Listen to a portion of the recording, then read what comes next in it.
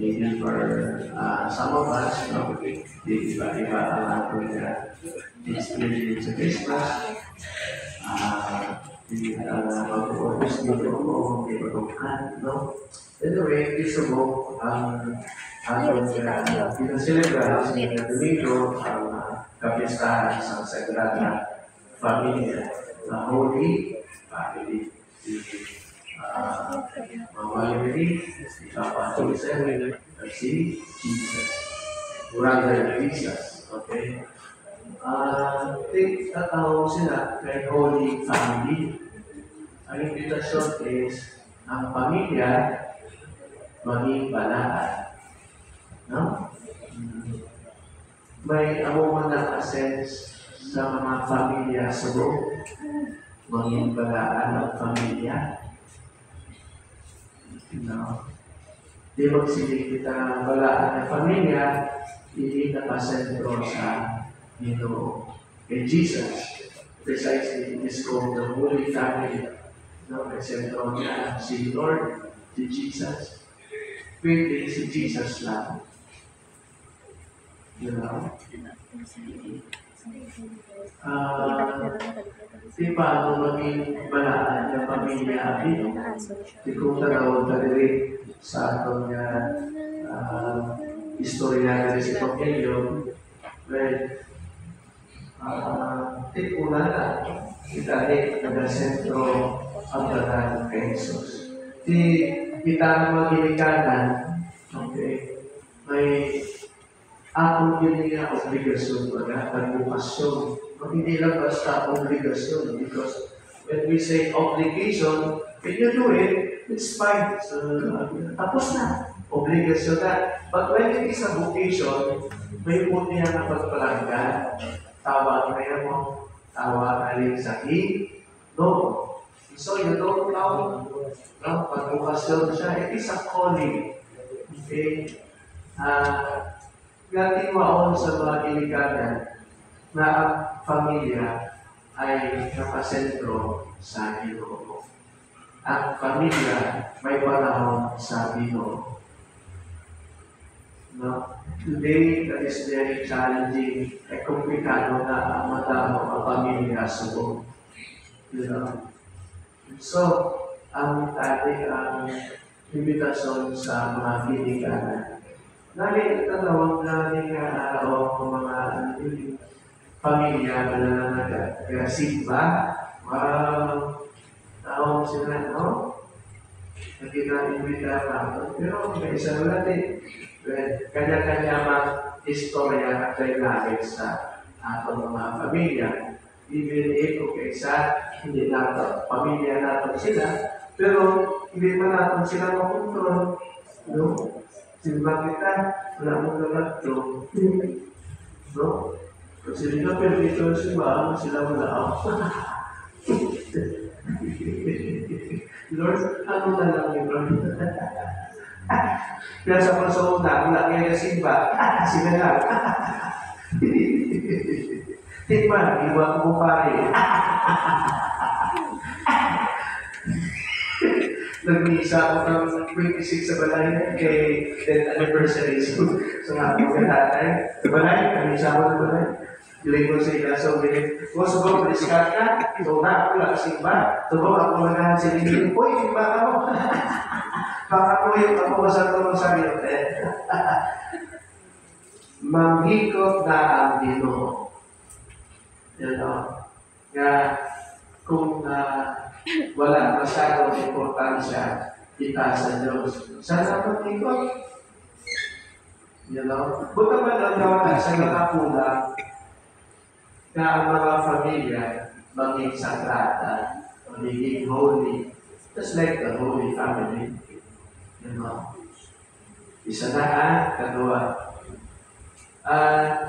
Nazareth, the Holy Family of Nazareth, you know, for 30 years, dito sila na-lista sa Nazareth, except sa few, a short period of time na dito sila sa Egypt, no? Okay? For the longest time, ang Holy Family dito sa Nazareth, wala ko yung nagkawalo kung nag-ano sila. there is this hidden and ordinary family life. You know, adlaw-adlaw kapag mga sa pamilya. Kad when we are there, wala pa na ikaw makabalo sa sagwa. Kita dito sa sunod naman, kita mo itong kaupon. Di siguro sa isang tuwa, balay mo ba? May balay na sila, may balay naman. Kamu. So, there is this hidden, ordinary and daily life. You know, ang adlaw-adlaw pagkabuhin natin sa aton mga pamilya, isa ka pagpakabalaan na nakasentro ginagawa kay Jesus. You know? Importante ang tingin na part sa pamilya. Kung ano kita sa ordinaryo, then that is the kind of person that we become. No? Kung ano kita kakabuhi sa atong pamilya, adlaw-adlaw, then na muna kita. So, dili ang challenge na medyo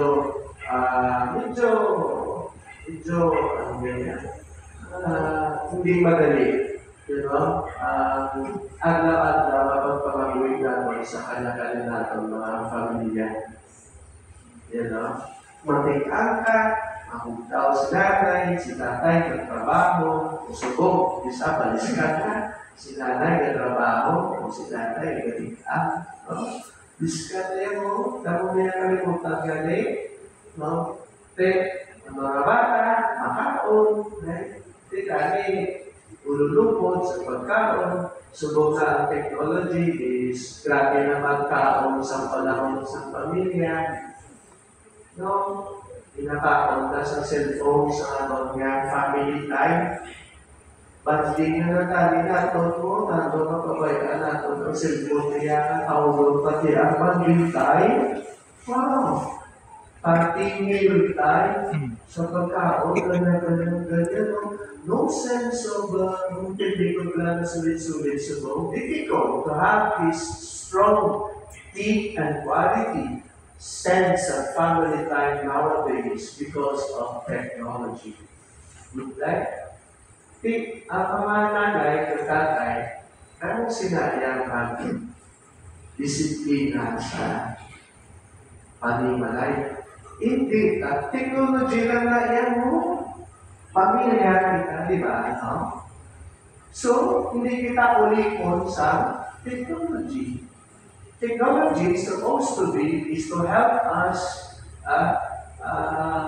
grow more in our humanity, in our respective families. Supposed to be, hindi na doon sa technology ang very essential human treasure sa atong kabuhi. And what is this? Ang atong pamilya na please, protect your family. Dapat may limitation, may parameters and boundaries. Labi na sa mga bata, magkamay, maligo. Kung kita sa teknolohiya, do mga Android na kita. Do mga tao na Android.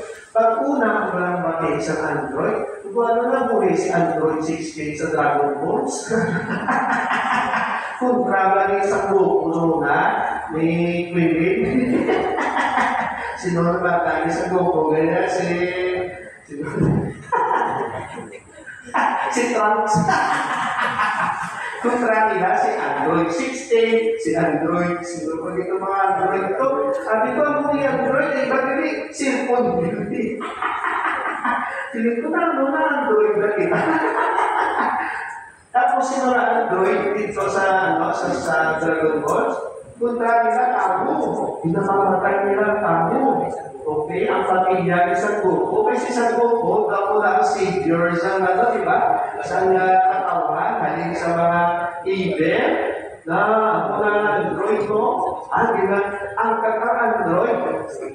Kaya ano siya, parang sa dati, hindi sa tao, na parang robot sa whatever, na powerful, sa nanono, kaguhin ako, no? Na, amo na yan sa mga Android, wala pa cellphone ko, di ba? Sa, ano, sa sakuko, di ba?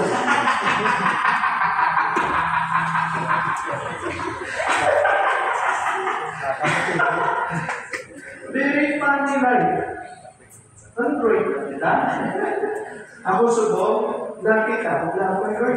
Nanonood na, ma-addict ka, tapos, ang kuras mo mata, pagkira ka lang, oo.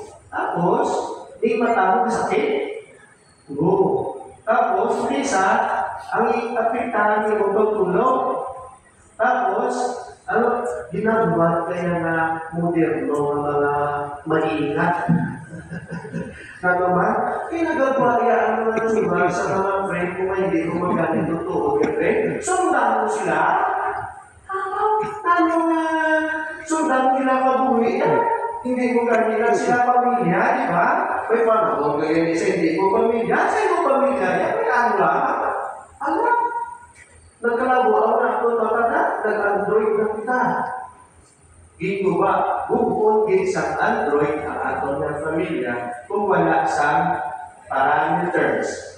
Ano ang meaning sa cellphone sa aton bilang pamilya? Communication, tama? Kung ngayon siya, communication, that is why wala na sulat. Wala na MBC na sulat. Wala na sa telegram na sulat. Correct?